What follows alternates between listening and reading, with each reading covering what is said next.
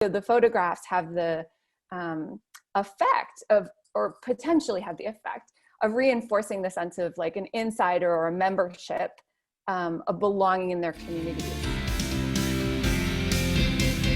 Excellence at Work is sponsored by Youngstown State University. Let's talk about the presentation that you gave in Albuquerque. Now that I understand that you work more on the linguistic side, I can see kind of how that presentation is related to your work. I guess, how did you get involved in that? And could you just tell us, for somebody who doesn't know anything about it, what that presentation was?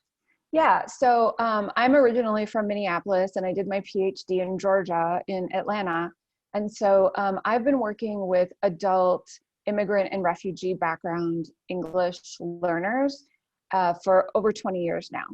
And so my research when I was in Atlanta was centered on refugee background women.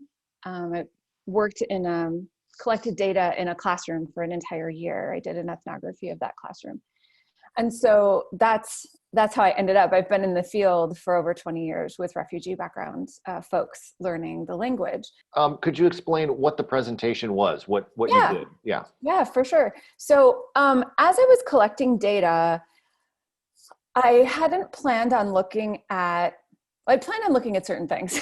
And one of the things that emerged that I wasn't planning for was that the use of cell phone photography by the refugee women in the classroom, it was happening a lot. It was happening all the time. And so in line with doing ethnography, I went, oh, this is an interesting thing that's happening. Let's look at this more closely, right? And so I was also collecting data around the time of the last election and the inauguration in early 2017, doing some analysis then, and the refugee ban came up. That was instituted in January 2017. And so there was a lot of discourse at the federal level and at state and local levels related to refugee issues. And one of the things that I was noticing was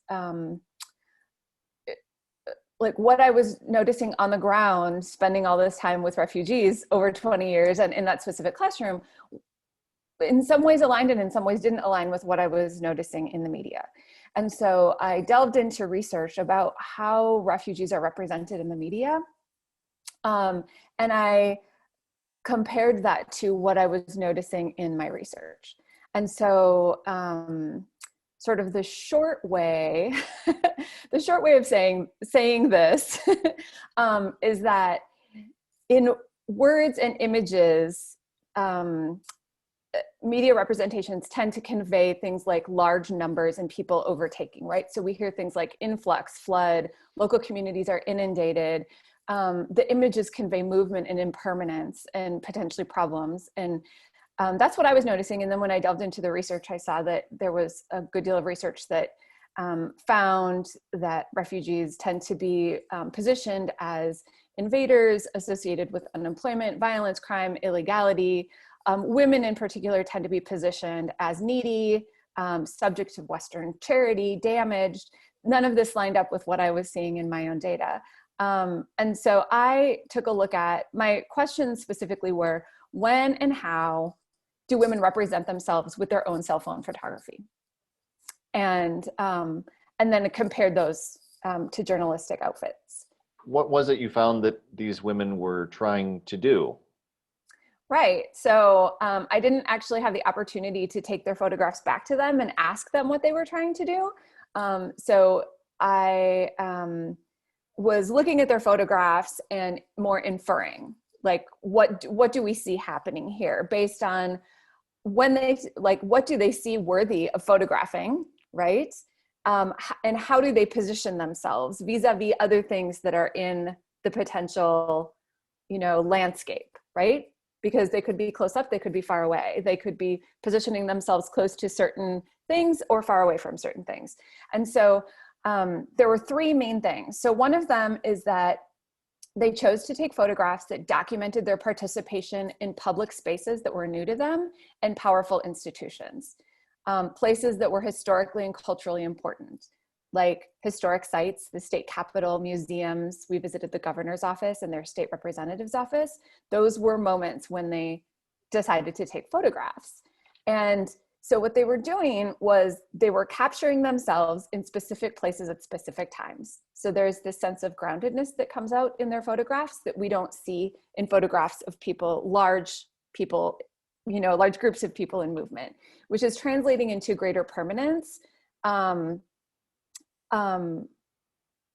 than journalistic images that are documenting people in movement in situations that are temporary, like refugee camps, and symbolically divorces them from existing in specific times and places. So their photographs are grounding them in specific times and places. You can even think like in your head a little bit, like if you've seen images of like large groups of people in rafts on water.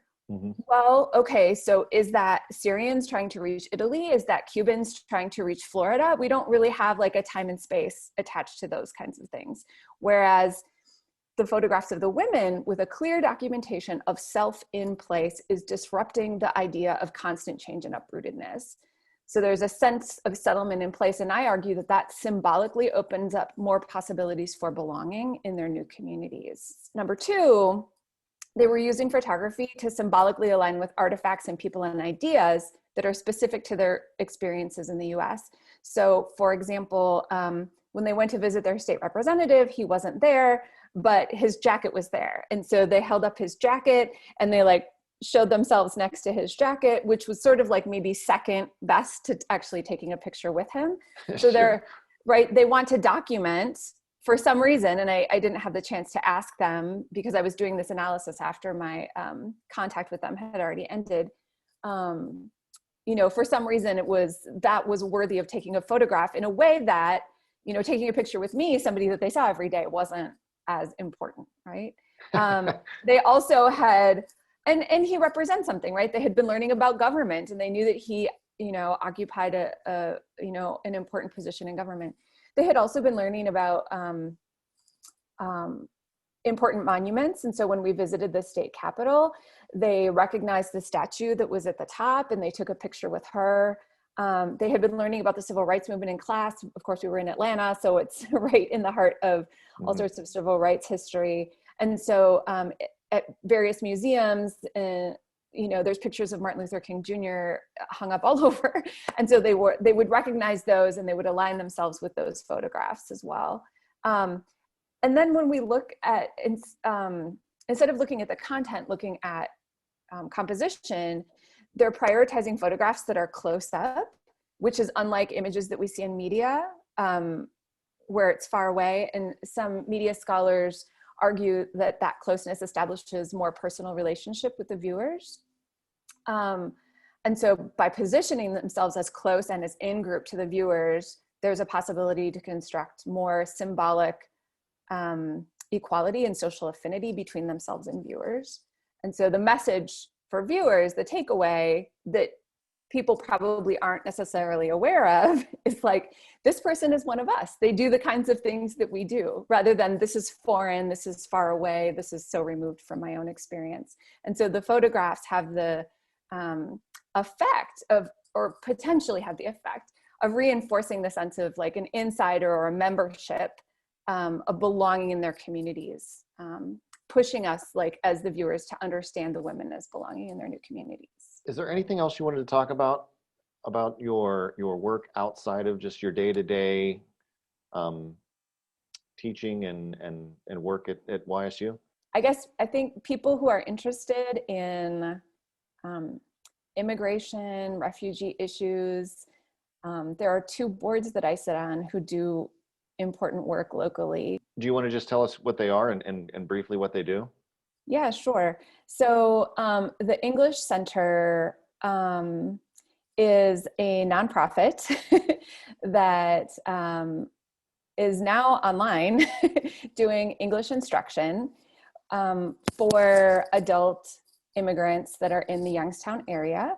And they've been around for many decades, and they have wonderful teachers that are teaching free English classes online to adults.